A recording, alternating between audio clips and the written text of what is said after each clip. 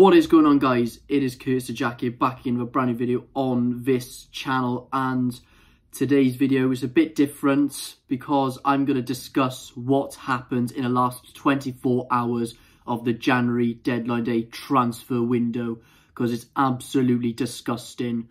And this video is mainly to show why Swansea City's American owners are bad liars.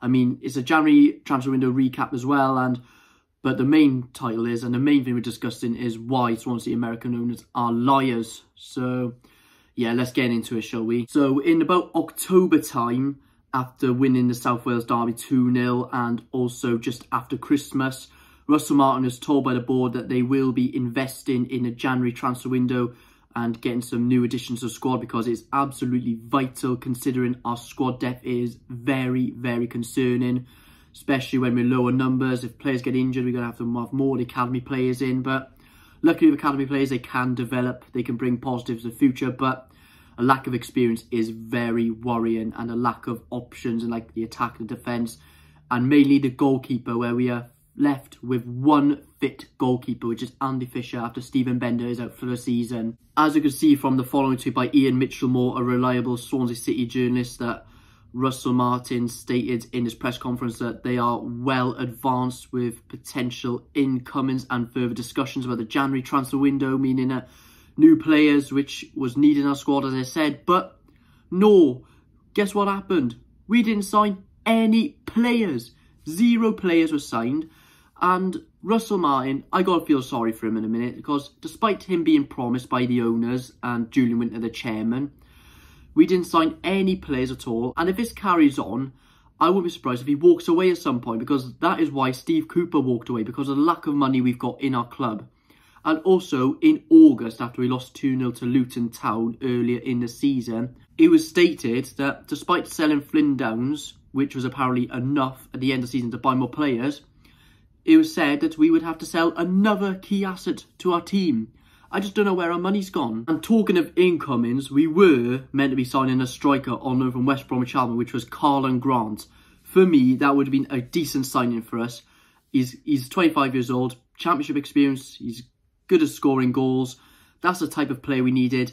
And we needed a striker to replace Michael Obafemi, who went out on loan to Burnley for the rest of the season. I mean, good riddance about that, because his attitude stinks really. But anyway, we were meant to be signing Carlon Grant on loan from West Bromwich Albion, but you couldn't write it off, right? To sum up an absolute monstrosity of a January transfer window, the deal broke down in the last minute. You just couldn't write it off, couldn't you? This is why you've got to feel sorry for Russell Martin, because of the fact he was promised by the owners that they would invest. And as I mentioned, not just Russell Martin's been treated unfairly by the American owners, our past managers have as well. And as I said earlier, Steve Cooper walked away because of the lack of money that we've got.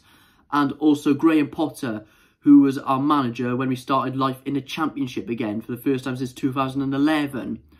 And with Graham Potter, he did develop some young players, which was brilliant. But at the same time, though, he was treated absolutely unfairly, because in deadline day of the summer of 2018, we had a massive fire sale, which was an absolute shambles, where we left with one fit striker, 3 fit midfielders, and 1 senior centre-back. And also, as well, just a bit like Carlon Grant deal collapsing last minute, you had Ryan Woods as well, where the owners refused to pay an extra 500k. I mean, I'm still not forgiving him for that day, and I'm not forgiving him after what happened last night. It's absolutely disgusting how past managers and Russell Martin have been treated like by these American owners. Jason Levian and Steve Kaplan took over in 2016, where, funny enough, we were a Premier League club at the time, and they released the following statement when first joining. We will be relentless in our determination to continue to improve this club, and we have the financial resources to do so. We will be competitive, and we will outwork our opponents on the pitch and in the boardroom.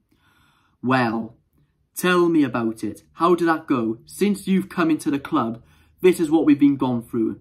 Premier League relegation, massive fire sales which were unexpected, lack of money, fans being treated unfairly, and managers being treated unfairly, and some of the players being bemused by it all. And also, when I mentioned players being bemused, even you've got journalists being bemused as well, where you've got Stuart James tweeting this, and you've got Ian Mitchell-Moore tweeting the words absolute shambles at the end of the statement, saying the Carlon Grant deal is off. I mean, all the fans have been let down. They're even letting down all the journalists now. And if these Americans don't invest, then they've got to leave. Even one of our legendary players said so as well, Ian Walsh. Obviously, Ian Walsh said, as you can see from the article, that they have been absolutely rubbish and the time is now for them to get back on their horses and get back to the States. And also, it is very rare that the American owners release statements as well and they hardly attend games. It's like they don't even care about this club.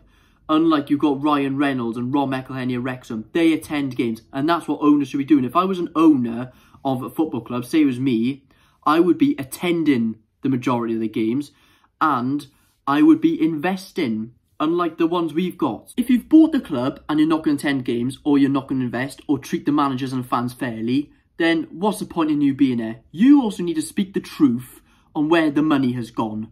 Because if you don't speak the truth anytime soon, or if you don't invest in the summer, or show a lack of ambition like you've been showing in the past, you may as well get out. Simple as that.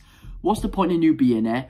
Where's the money gone? Tell us the truth as soon as possible. Questions need to be asked about the position we're in now, because you don't care what position we're in now regarding the squad depth. You're the ones who put us in this mess since 2016. I mean, partially the old board by Hugh Jenkins, who shouldn't have sold it in the first place. They should have looked properly. And even a club legend was stating that we should be concerned about the new owners. He was right all along. And Russell Martin, who would blame him if he walks? No one. I wouldn't blame him at all. We are finishing the season with a wafer-thin squad, and it's going to get even more thinner if we are in an injury crisis. We're going to have to field the youth team. And imagine having a squad with only one fit senior goalkeeper, as I said earlier.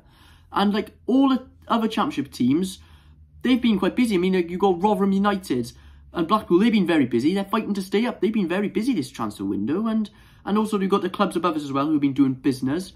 And the clubs who are chasing for the playoffs, they've done business by getting players in, but we haven't.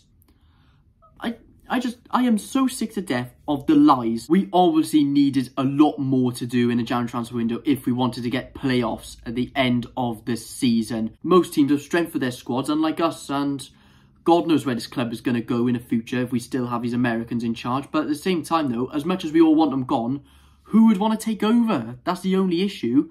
Someone's going to want to buy us if we want to get rid of these American owners. And if somebody wants to buy us, please let us know as soon as possible so we can get rid of these absolute clowns right now. So yeah, everyone at the board of Swansea City, hang your heads in shame. You are the reason why we are in this position. And if this club goes further down, you're the blame for it. You are the blame for Premier League relegation because of the lack of ambition and a lack of investment. This club is sold out because of your actions and your lack of investment. You care more about DC United, which is your club from the USA. You sign players for them, but you never sign players for us. You may as well stay at DC United and sell us up and give it to somebody else who can actually invest and who actually cares about the club. Because you don't care the position we're in now regarding the squad depth. We've been crying out for players in the January transfer window and you don't do anything at all. Shows you don't care. Anyway, guys, Birmingham City home is the next game for Swansea City. God knows what the atmosphere is going to be like. It's bound to be a few toxic moments before the game, but during the game, you've got to back the boys, though, and don't back the regime, obviously. Probably a few moments after the game as well. Depends how it gets on. If we get the 3 points, fine. We've made up for it, but if we don't win, then there's bound to be a toxic atmosphere. I mean, if we go a goal down, then the atmosphere probably will be toxic.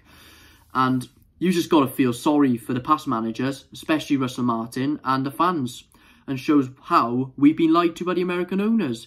So if you want to see more content, make sure you like this video, subscribe, turn on post notifications, and yeah, Jason Levian and Steve Kaplan, and maybe Julian Witten as well, get out of Swansea City. Peace.